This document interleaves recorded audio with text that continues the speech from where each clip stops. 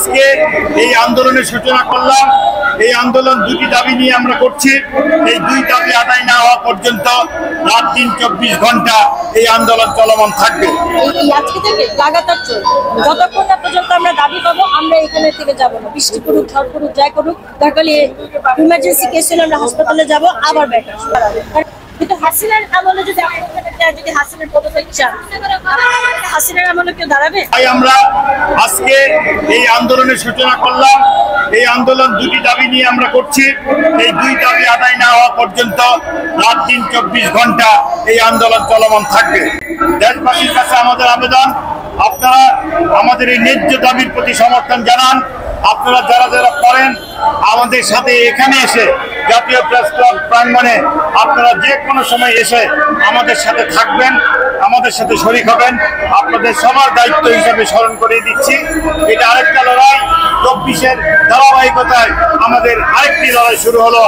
এই লড়াইকে চূড়ান্তভাবে রূপ দেওয়ার জন্য দেশের মানুষ হিসেবে, দায়িত্বশীল মানুষ হিসেবে আপনাদের দায়িত্ব আছে। আমরা মনে করি আপনারা যারা আমাদের সাথে এসে যারা শরীক হতে পারছেন না নানান কারণে, তাদেরকে বলবো আপনারা আপনাদের স্ব অবস্থানে থেকে আপনাদের ভাই বোনদেরকে নিয়ে আমাদের যে ব্যানার আজকে দেখতেছেন, এই ব্যানার আপনারা নিজেরা টাঙিয়ে আপনার উঠান থেকে, গ্রামে গঞ্জে শহরে আপনি আপনার উঠান থেকে এই প্রতিবাদ সভা আপনারা করবেন।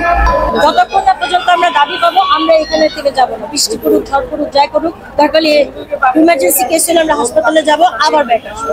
কারণ এই গণঅভ্যুত্থানকে যারা এটা সাথে রিলেটেড ছিল, অনেকে কিন্তু এমন আছে তারা খুব অনেস্ট ছিল তখন অভ্যুত্থানের সময়, তাদের চেহারা কিন্তু চেঞ্জ হয়ে গেছে।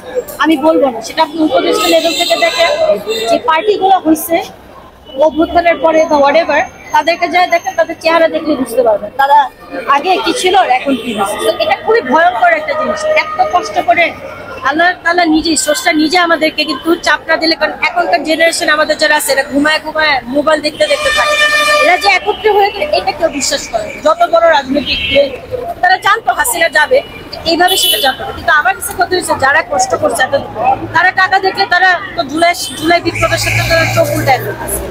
অনেক কিছু আছে। এখন যদি আমরা এরকম শুরু হয়, আমরা ডাক দিলে কিন্তু আর মারা আসবে না মুড়ি দিতে, আমরা ডাক দিলে কিন্তু আমাদের বাবারা যারা আছেন ভাইরা তারা কিন্তু একত্র হবে না। তাদের মাথায় কি আপনি বলেন যৌক্তিকভাবে তোদের মধ্যে কি কাজ করবে? এত কিছু করলাম, আজকের দিন আমার মেয়ে আমার ছেলে এখনো কাঁপড়াইতেছে, আর তোমরা তো মাশাআল্লাহ আশা করি বুঝাইতে পারছি। আর আপনি যৌক্তিক যেটা চলে। আচ্ছা, আমি হচ্ছে অ্যাডভোকেট মুক্তাজ ঐশী, আমি এখন জজ কোর্টে আছি, তার পাশাপাশি আমি মাস্টার্স করছি ওয়াইয়ের উপর। আমি শহীদ মুক্তিযোদ্ধা পরিবারের 3rd জেনারেশন। আমার দাদা রক্ত দিয়েছেন 71 সালে, তারপর আমার বাবা যিনি আজকে আমার সাথে এসেছেন এখানে, আর তারপর তো আমরা 5 ভাই বোন 3rd জেনারেশন।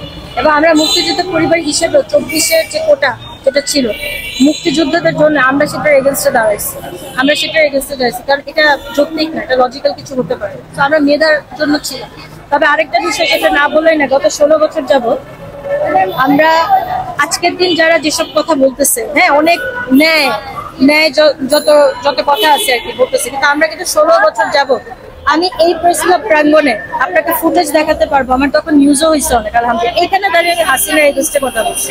আমি গণ অভ্যুত্থানটাকে ছোট করে দেখছিলাম। আপনি দেখেন 24 সালে আপনি এখানে দাঁড়াইলে আরো 10টা ভাই দাঁড়াবে।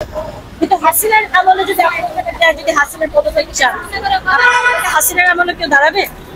আজকের দিনে উপদেষ্টাদের মধ্যে আমার একজন এমন একটা উপদেষ্টা আছে, আমি বলবো না, সে তখন আমাকে বলছে যে বাবা তুমি যেভাবে ড্রাস্টিক ডিসিশন, তোমার আগে পরে কেউ নাই, তোমাকে তো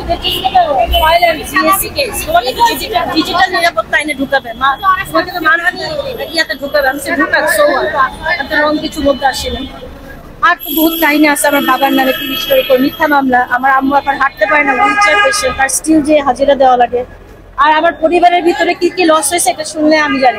এই লস তার আসলে 8,000 কোটি টাকা, তারা কোনো কিছু দিয়ে এই লস পূরণ করতে হবে।